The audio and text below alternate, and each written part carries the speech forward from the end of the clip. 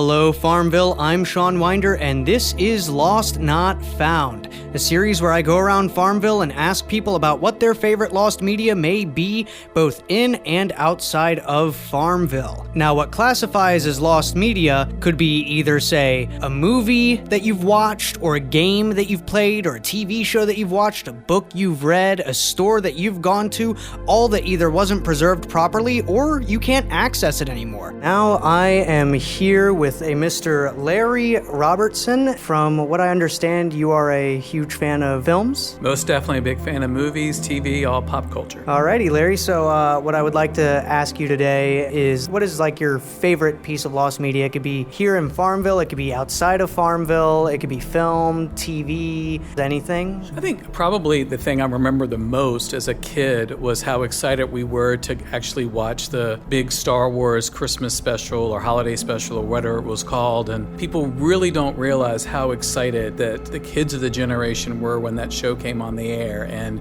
actually, I remember sitting there watching it and realizing just how terrible it was to be that young and for anything associated with Star Wars being that bad. You know, I think it probably is one of those things that nowadays we'd watch and it was so bad that it's actually good now to kind of laugh at it and pick on it. You know, whether it be that we were introduced to Chewbacca the Wookiee's family, or whether it was the introduction of Boba Fett. But yeah, I just remember that not only did we not think it was great, or it was absolutely terrible, but it disappeared very quickly, and until recently you could never, I saw it recently on YouTube, but that was the only time, and for decades at this point, it just sort of completely and totally disappeared. Yeah, that actually tends to happen with like a lot of films. You either never hear about it for a while, or you hear a bunch of people talk about it and they don't know whether it's a Mandela effect or not, and then eventually you find some bit of evidence that, hey, this existed, whether it be from a picture or a script or something else, and then out of the blue at the most random moments it just pops up online on either webarchive.org or on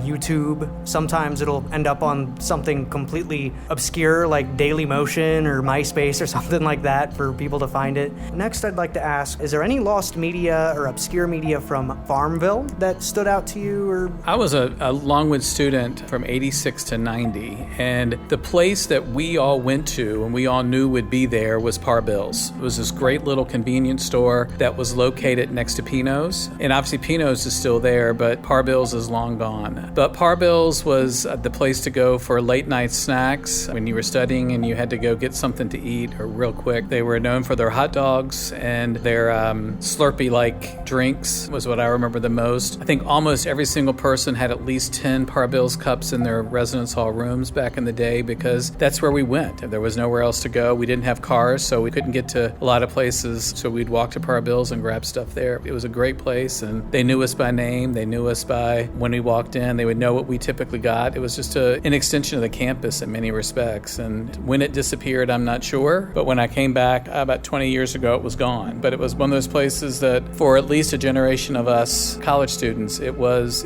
kind of our fun spot in Farmville. Yeah, and from what I know, like the closest thing we have to that now is like Barnes & Noble, but I'm sure they don't sell half as much. It's just like, hey, here's a Longwood shirt, Longwood hat, here's some books, but they don't have like movie CDs or the Slurpee drinks like they have a Starbucks, but that's not exactly the Slurpee freezy kind of stuff. No, I think Par BILS, it was definitely like a 7-Eleven type store or something along that line, and that's where we went. I guarantee you there weren't a whole lot of places for us to go back then. This was even pre-Walmart, so that was where we hung out, and that's where, like I said, when we walked in there, they knew who we were, they recognized our faces, they would welcome us, and it really did feel like an extension of campus. Alrighty, well, I want to thank you so much for your time and for letting me interview you and everything, and just so we're clear, you are alright with this like airing and everything? Oh, sure, of course. Awesome. You have a wonderful day. Thank you very much. That was Lost Not Found on WFLO AM 870.